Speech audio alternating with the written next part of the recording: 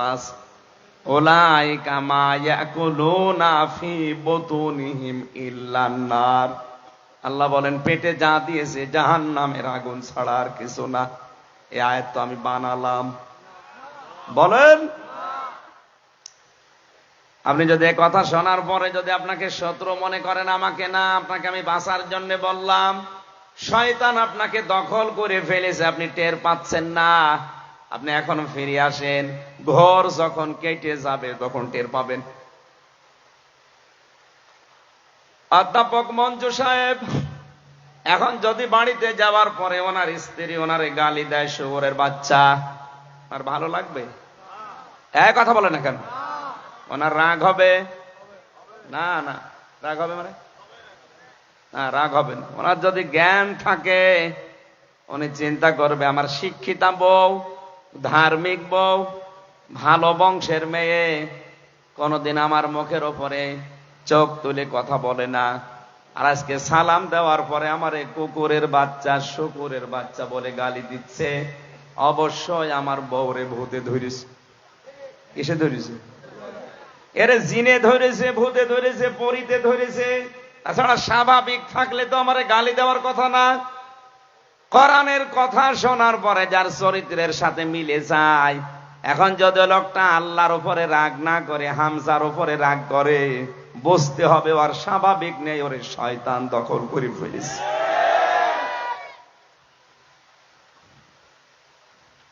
আয়াতের শেষের দুইটা কথা বেশি মারাত্মক। ওয়ালা ইউকাল্লিমুহুমুল্লাহ, আল্লাহ তাদের সাথে কথা বলছে না, বলবেও না। অথচ এই বাংলাদেশ সহ বিশ্বে আজ যারা আল্লাহর কথাগুলো গোপন করে, ওই ভণ্ড পীর গুলো আজ আওয়াজ ছড়িয়েছে, আল্লাহর সাথে আমার কথা হয়। ঢাকাতে বহু দরবার আছে, যে দরবার থেকে আওয়াজ পাওয়া যায় যে ওদের পীর সাহেব নাকি আল্লাহর সাথে ডাইরেক্ট কথা বলে। আল্লাহ বলেন কোরআনের কথা গোপন করলে তার সাথে আমি কথা বলছি না, বলবো না। ওয়ালা ইউযাক্কিহিম, তাদের পবিত্রও করছি না, করবও না। তার মানে তাদেরকে জাহান্নামের আগুন দিয়ে আমি আল্লাহ ঝালাই করব। উলাইকা লাহুম আযাবুন আলীম, এদের জন্য যন্ত্রণাদায়ক শাস্তি রেডি করা আছে। বলেন নাউজুবিল্লাহ। এই আয়াত অনুযায়ী আমার যতটুকু বাস্তবতায় জ্ঞান আমি পেয়েছি, আলেম শুধু নামের আগে মাওলানা, মুফতি, হাফেজ, মুহাদ্দিস লেখা থাকলে আলেম হয় না। আলেম হওয়ার জন্য কমপক্ষে 3টা গুণ থাকা লাগবে। কয়টা? বলেন বলেন। যে আলেম আল্লাহর কোরআন নিয়ে চিন্তা ভাবনা করে, যে আলেম কবিরা গুনাহ থেকে নিজেকে সমর্থ থাকার পরও বাঁচিয়ে রাখে, যে আলেম আল্লাহর ইবাদতে নিজেকে নিয়োজিত রাখে। আপনি হিসাব করে বলেন এই আলেম বাংলাদেশে এখন হাতে গোনা নেই। বিশাল জব্বা গায়ে দিয়ে, পাগড়ি মাথার উপরে ফেলে দিয়ে, রুমাল দিয়ে মনে হচ্ছে আসমান থেকে পালিয়ে এসেছে জিবরাইলের ছোট ভাই। বলে আমি দুনিয়াদারি কিচ্ছু বুঝি না, লা ইলাহা ইল্লাল্লাহ, কাউকে কিছু বলবো না। এটা কি কালেমা নাকি? এটা একটা বিপ্লবাত্মক কথা। লা ইলাহা ইল্লাল্লাহ এ কথা যদি কেউ ঘোষণা দেয়, এর বিপরীতে যারা আছে তাদের সাথে সংঘর্ষ বাঁধবে।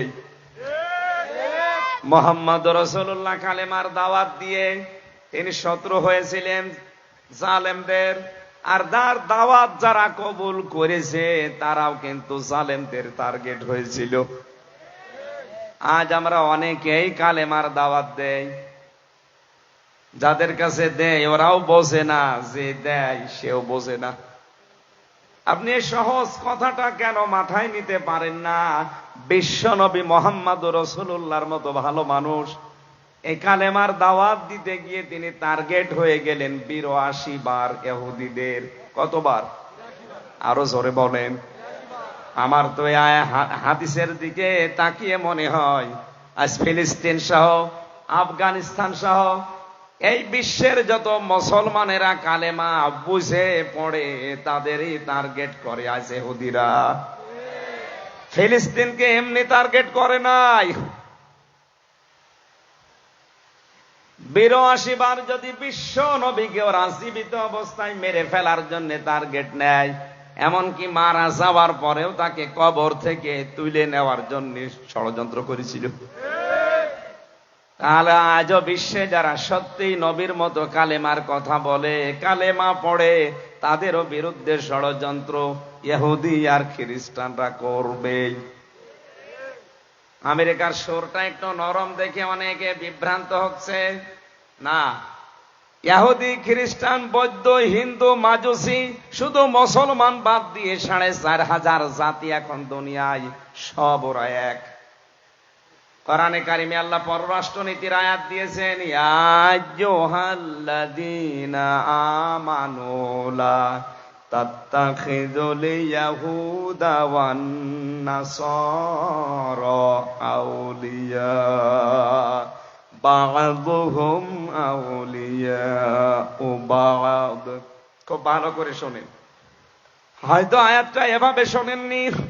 আলেম যারা আছে তাদেরকে বলছি, ওহে যারা ঈমানের দাবি করো, এটা সূরা মায়েদার 51 নম্বর আয়াত, তাদেরকে বলছি লা তাত্তাখিযুল ইয়াহুদা ওয়ান নাসারা আউলিয়া, ইহুদি আর নাসারাদেরকে তোমরা কখনো বন্ধু হিসাবে গ্রহণ করবা না। এই আয়াতটা কার? বলেন বলেন। আয়াতের পরবর্তী শব্দ কি? বা'দুহুম আউলিয়াউ বা'দ, যখন তারা একে অপরের বন্ধু। পররাষ্ট্রনীতির এই আয়াতটা আল্লাহ এমনিতে নাযিল করেন নাই। বিশ্বে টিকে থাকতে হলে, বিশ্বে চলতে হলে পররাষ্ট্রনীতি এটা একটা ইবাদত, এটা আপনার লাগবে। ইহুদি, খ্রিস্টান, বৌদ্ধ, হিন্দু যারা আছে তারা যদি একে অপরের বন্ধু হয়ে কাজ করে, তখন আর তাদের সাথে মিল মহব্বত দিয়ে চলা যাবে না। আজ ইহুদিরা খ্রিস্টানদের বন্ধু, খ্রিস্টানরা হিন্দুদের বন্ধু, হিন্দুরা বৌদ্ধদের বন্ধু। আপনি কি মনে করছেন চীন, রাশিয়া, আমেরিকার সাথে দ্বন্দ্ব? এটা তো মুখে মুখে, ভেতরে ওদের সব এক, মুসলমান টাইট করার জন্য। আজ ফিলিস্তিনের পক্ষে শুধু মুসলমানের বাদ দিয়ে কেউ কথা বলছে না, অথচ তারাও তো মানুষ। আমি যেটা বোঝাতে চাচ্ছিলাম, কালেমা হচ্ছে বিপ্লবাত্মক একটা বাক্য। এ বাক্য বলতে গেলে এর বিরুদ্ধে যারা আছে অবশ্যই তাদের সাথে সংঘাত হবে, মাস্ট বি। আল্লাহ আমাদেরকে কালেমা সাজ্জেদ কুতুবের মতো বোঝার তৌফিক দিন, বলেন আমিন। তাকে ফাঁসির আসামি যখন করা হয়েছে, ফাঁসি দেওয়ার আগে জেলখানার যিনি ইমাম থাকে, খতিব থাকে, উনি এসে কালেমা পড়াবে। ডাক দিয়ে বললেন, আল্লাহর বান্দা, এই কালেমাটার দাওয়াত দিতে গিয়ে আজ আমার ফাঁসির রায় দিয়েছে, এখনই আমাকে মেরে ফেলবে। আর এই কালেমা পড়ি আপনি বেতন পাবেন, নজর পাবেন, নিয়াজ পাবেন, আপনার মর্যাদা আরো বাড়বে রাষ্ট্রে। সুতরাং আপনি ভালো করে শুনে নেন, আপনার কালেমা আর আমার কালেমা কখনো এক না।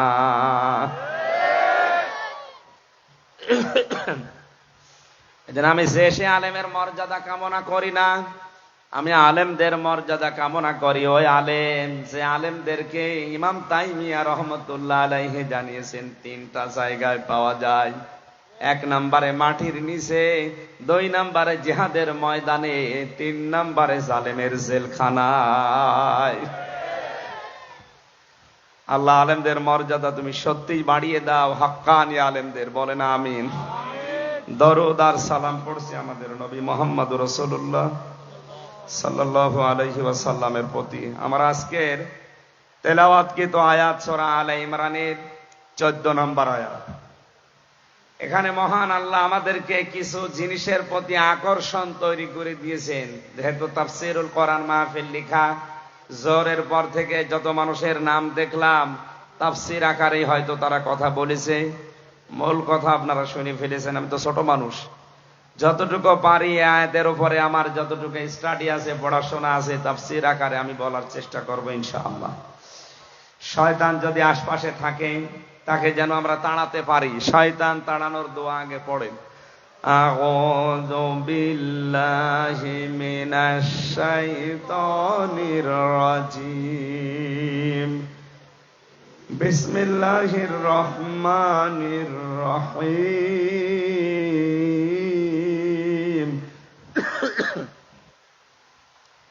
زين للناس حب الشهوات من النساء والبنين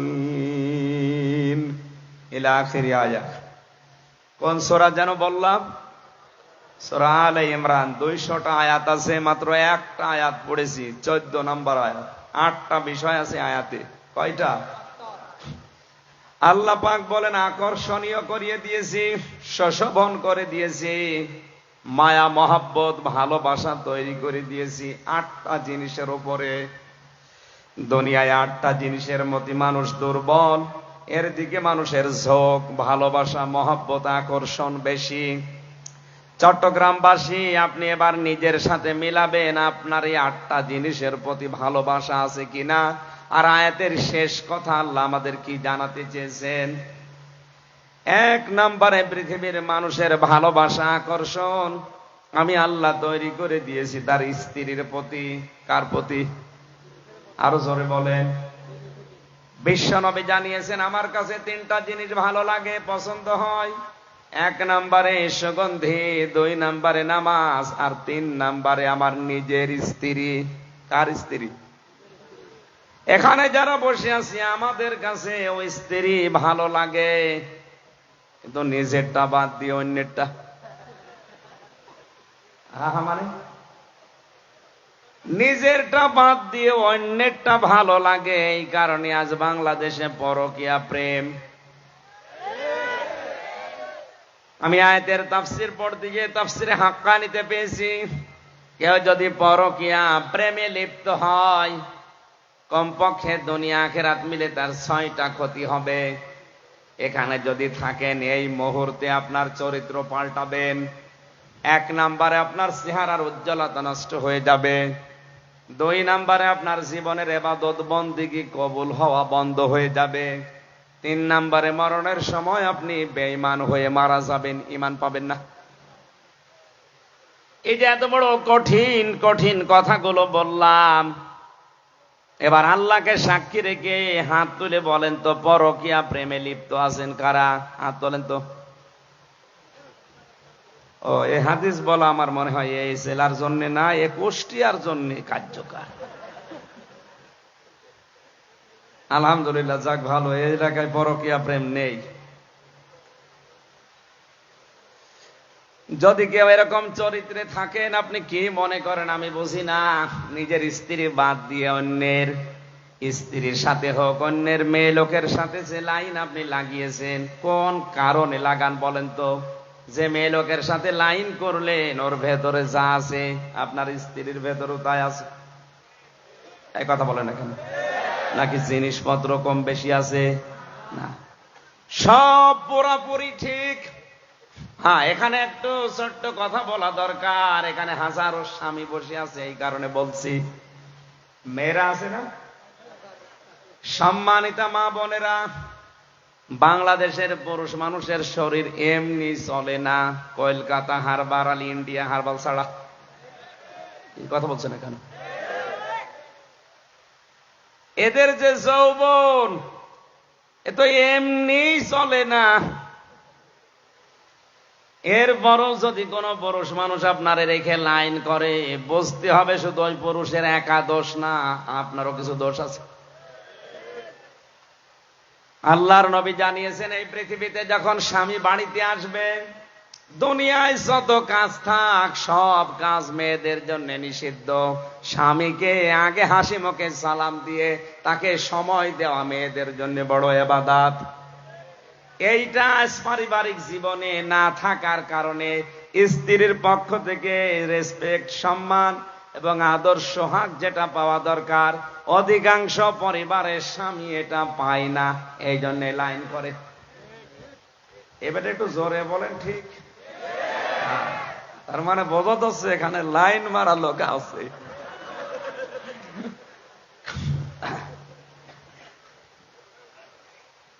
আল্লাহর নবী জানিয়েছেন পৃথিবীতে আমার কাছে স্ত্রী ভালো লাগতো, আমাদের কাছেও ভালো লাগছে। স্ত্রী তৈরি হওয়ার আগে যে 4টা বিষয় খেয়াল করা দরকার, এখানে অধিকাংশ মানুষ ওগুলো খেয়াল করছি না। এই যে লোকটা বসে আছে, বিয়ে করার পরে 10 বছর পার হয়ে গেছে, হয়তো এখন উনি বউ পাল্টাতে পারবে, কিন্তু সন্তান হয়ে গেছে 2-3টা। বলেন তো তারা তাদের মা পাল্টাতে পারবে? আরো আসতে বলেন। এই জন্য উনি সহ যত মানুষ এখানে আমরা আছি, বিয়ে করার আগে অবশ্যই সন্তানের মা কে হবে তার গুণাগুণ 4টা দেখে নেওয়া দরকার। 1 নম্বরে তার বংশ দেখতে হবে, 2 নম্বরে তার সৌন্দর্য, 3 নম্বরে তার সম্পদ, 4 নম্বরে দেখা লাগবে আল্লাহওয়ালা দিনদারিত্ব। অথচ আজকে বাংলাদেশ সহ অধিকাংশ মুসলিম দেশে মুসলমানদের বিয়ে শুরু হয় হারাম কাজ দিয়ে। মেয়ে দেখতে যাচ্ছে ছেলের দোলা ভাই আর বাবা, যে বিয়ে করবে ছাড়া দোলা ভাই আর বাবার জন্য দেখা ওই মেয়েকে যায় যাচ্ছে। আরো আসতে বলেন। অনেক জায়গায় দেখা যায় দোলা ভাই আর বাবা মিলে দেখতে গেছে, বাবার পছন্দ হয়ে গেছে, ছেলে বাদ দিয়ে নিজেই বিয়ে করে ফেলিস। আর ওই মেয়েটা কবুল বলার আগে তো বাবার জন্যেও তা, দোলা ভাইয়ের জন্যেও তা, ওই ছেলের জন্যেও তা। কথা বলেন না কেন? আপনি হারাম কাজ দিয়ে শুরু করলেন কোন কারণে? এরপর সন্তান জন্ম দেওয়ার সময় যেটা করা লাগে ওইটা অধিকাংশ মানুষের আমার মনে হয় ওর দোয়ায় জানা নেই। রংপুরে এক মাহফিলে গিয়েছিলাম, এক মুরব্বি এসে বলছে, হুজুর আসসালামু আলাইকুম। চেহারা দেখে তো মনে হচ্ছে অনেক বয়স, কি ছেলে মেয়ে আছে আপনার? হ্যাঁ। কয়টা? 9টা। 9টা ছেলে মেয়ে হয়ে গেছে। দাদা বলে আগে ডাকলাম, বললাম দাদা সন্তান জন্ম দেওয়ার সময় একটা দোয়া পড়া লাগে, একটু বলেন দেখি। বলছো হুজুর দোয়া এখনো পড়া হয়নি। তো দোয়া এখনো পড়েননি, 9টা জন্ম দিয়েছেন, আবার কবে পড়বেন? অথচ ওই দোয়ার ভেতরে মারাত্মক 2টা কথা আল্লাহকে বলা হয়। বিসমিল্লাহি, আমি আল্লাহর নামে আরম্ভ করছি আজকের এই বাসর রাত, আজকের এই সংসার। আল্লাহুম্মা জান্নিবিনা শাইতান ওয়া জান্নিবিশ শাইতান মা রাযাকতানা। আমি এবং আমার স্ত্রী 2 জনের শয়তান থেকে আল্লাহর আশ্রয় চাই, এবং আমাদেরকে রিজিক হিসাবে আল্লাহ তুমি যা দেবে সন্তান আদি, ওগুলো যেন শয়তান থেকে নিরাপদ থাকে, মুক্ত থাকে। এই দোয়াটা আপনি কি খেলা সূরা মনে করেন? নবীজি নিজে শিখিয়েছেন এটা। আজ আমাদের স্ত্রীগুলো যে 4টা গুণ দেখে বিয়ে করার দরকার ছিল, প্রথম 3টা হয়তো অনেকেই দেখে। হ্যাঁ, বংশ দেখে, তার সৌন্দর্য দেখে, তার সম্পদ দেখে। 4 নাম্বার যেটা না দেখলে হবেই না, সেইটা আমার দেখার ভেতরে নেই। এই জন্য অধিকাংশ পরিবারে আজ জান্নাতের কাঙ্ক্ষিত সুখ নেই। পরিবারগুলো আজ জাহান্নামের অগ্নিকুণ্ডে, মনে হচ্ছে অগ্নিকুণ্ড জ্বলছে, জাহান্নামের আগুন জ্বলছে। এখানে একটা দোয়া শেখায়, আমি স্বামী, প্রত্যেকে স্বামী যারা আছেন তারা দোয়া করবেন, রব্বানা হাব লানা মিন আজওয়াজিনা ওয়া যুররিয়াতিনা কুররাতা আ'য়ুনি ওয়াজআলনা লিল মুত্তাকিনা ইমামা।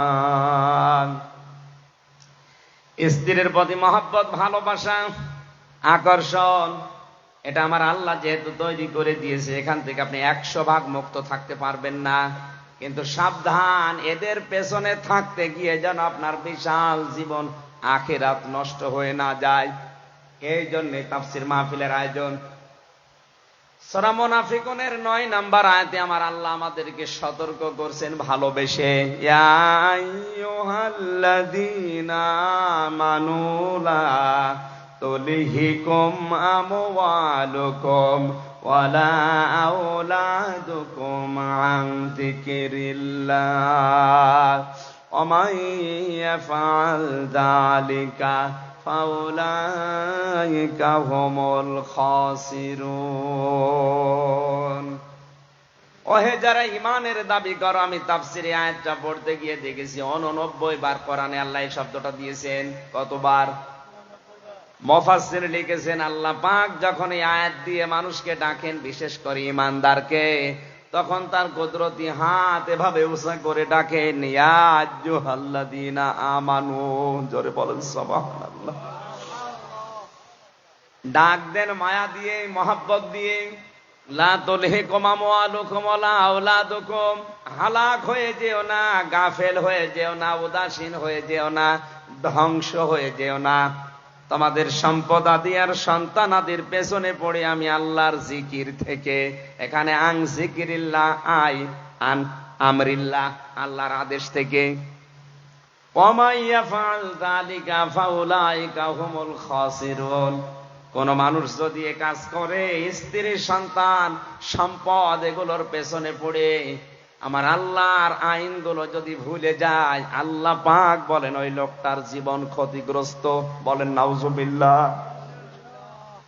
এই আয়াতটার সাথে আমি বাংলাদেশ এবং বিশ্বের অন্যান্য মুসলিম অনেকগুলো দেশের সাথে মিলিয়ে মিল পাই না।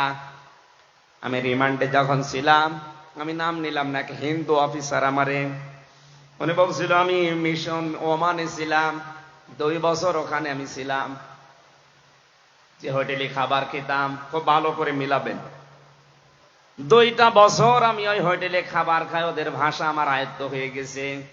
এই 2টা বছরের ভেতরে দেখলাম ওই দোকানে যে খাবার দিয়ে যায়, পানি দিয়ে যায়, তরকারি দিয়ে যায়, ওই ছেলেটা হচ্ছে দোকানদারের ছোট ছেলে। দোকানদার বসে ক্যাশ কাউন্টারে বসে টাকা গুনতেছে, আর ওই ছেলেটা সারাদিন ডিউটি করে, ওই কাজ করে, পানি দেয়, তরকারি দেয়, ভাত দেয়, এভাবে করে। ওনার একদিন জিজ্ঞাসা করলাম, আপনার নিজের ছেলে, আপনি এত বড় দোকানের মালিক, এত টাকা পয়সা, আপনার ছেলেটাকে ভালোভাবে লেখাপড়া করিয়ে একটা ভালো জায়গায় তুলে দিতে পারেননি? লোকটা ওনার ভাষা দিয়ে আমারে বুঝিয়েছে।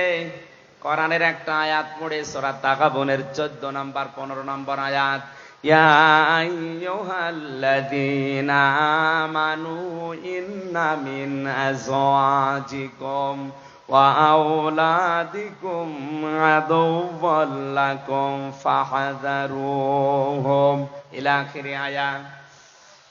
আমি সহ এখানে যত মানুষ বসে আছি সবার জন্য ওই হিন্দু অফিসারের কথাটা মনের ভেতরে লাগবে, আপনি ভালো করে শোনেন। উনি আমারে বলছিলেন, ওই যে ওমানের ওই দোকানদার আমাকে বলছে, আপনি কোন দেশে বাড়ি আমি জানি না, আপনি জাতিতে কি আমি তাও জানি না, কোরআনের যে আয়াত পড়লাম আপনি কি বুঝেছেন? ও হিন্দু বেটা, ওর কোরআনের অনেকগুলো আয়াত দেখলাম ওর মুখস্থ আছে, আমি তো নিজে হাফেজ। ও যে সমস্ত আয়াতগুলো বলছিল আমি থ হয়ে গেছি রিমান্ডে, কি বলে একটা হিন্দু মানুষ। আমার তো মনে হয় যতগুলো আয়াত আমার সামনে এই 10 দিন রিমান্ডে পড়েছে, ওর প্রায় 2-3 পারা কোরআন মুখস্থ হয়ে আছে। আমারে বলছে, হুজুর এই দোয়াটা, এই আয়াতটা যখন পড়েছে সূরা তাগাবুনের 14 এবং 15 নম্বর আয়াত আমারে শোনালো। আমি তো বাংলায় পড়েছি, আমি বুঝে ফেলেছি উনি আমারে কি বলতে চায়।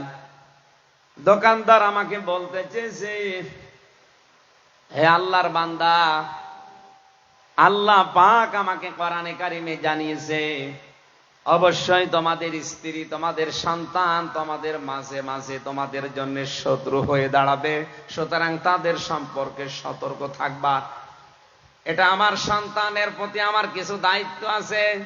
একে জন্ম দেওয়ার পরে আমি এর একটা সুন্দর নাম রেখেছি, আহমেদ আলী।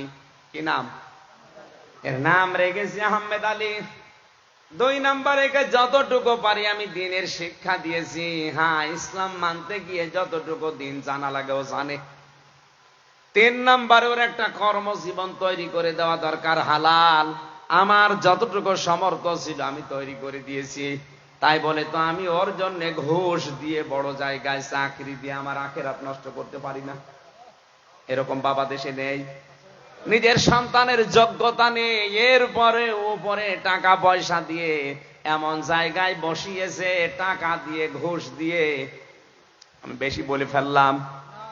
এই কথা বলেন না কেন? এ বাবা কিন্তু জানে যে চেয়ারের যোগ্যতায় আমার ছেলে নেই, এরপরও ঘুষ দিয়ে ওই জায়গাটা, ওই চেয়ারে তাকে বসিয়ে চেয়ারটায় বসে আরো আজে বাজে কাজে, অবৈধ কাজে আঞ্জাম দিচ্ছে ওর ছেলে। কারণ চেয়ারের যোগ্যতা তো ছেলের নেই। দোকানদার বলছে, আল্লাহর বান্দা, 4 নাম্বার ওকে আমি একটা সৎ পাত্রী দেখে পাত্রস্থ করেছি, ওকে আমি একটা সৎ পাত্রী দেখে বিয়ে দিয়েছি। নবীজি আমাকে 4টা দায়িত্ব দিয়েছিল, আমি পুঙ্খানুপুঙ্খানুভাবে আদায় করলাম। ওর জন্যে দুনিয়াদার হয়ে আমি তো জাহান্নামে যেতে পারি না। আপনি হিসাব করে মিলান তো বাংলাদেশের সাথে কি সমস্যা, কি প্রশাসনিক কি কারণ? এর চাইতে আবার কি কবরের নিচের ওয়াজ করব? স্ত্রীর গুণাগুণ বললেও যদি আপনার সমস্যা হয়, এ মাহফিল দিয়েছেন কেন? আগামীতে মমতাজ গান দেবেন, বলবে বিশেষ মোনাজাত করেন। কিসের মোনাজাত? এখন তো মোনাজাত করলে বদদুয়া করব।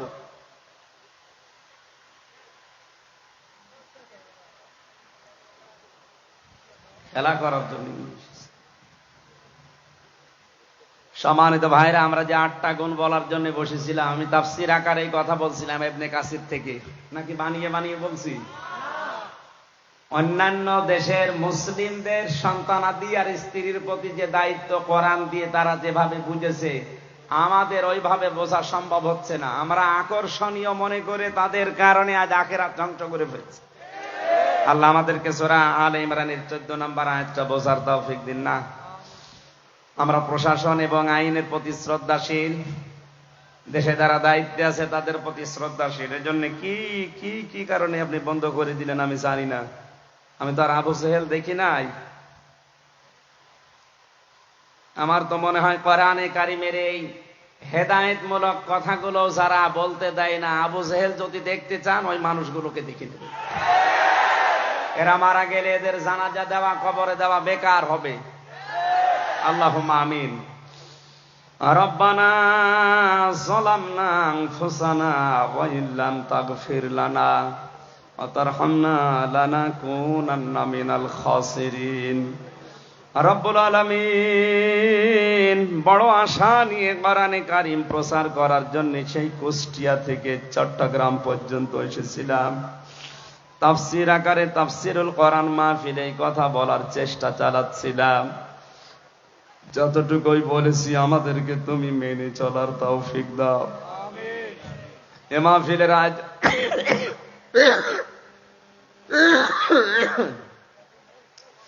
আয়োজন যারা করেছে, শোনার জন্য যারা এসেছে, মূল কথাগুলো আমরা বলতেও পারলাম না। যতটুকুই বলেছি আমাদের জীবনে আমল করার তৌফিক দাও। আগামীতে এই মাহফিলটা কোরআনের প্রচারের জন্য আরো বিশাল আকারে মঞ্জুর করি না। যারা এই কোরআনের প্রচারের সাথে জড়িত তাদেরকে হেদায়েত নসিব করো। যারা না বুঝে বন্ধ করে দিল তাদেরকে হেদায়েত নসিব করো। এলাকায় মাটির নিচে যত মানুষ কবরে আছে এদেরকে মাফ করে দাও। যখনই মরণ আসবে একবার হলেও যেন পড়তে পারি লা ইলাহা ইল্লাল্লাহু মুহাম্মাদুর রাসূলুল্লাহ সাল্লাল্লাহু আলাইহি ওয়াসাল্লাম।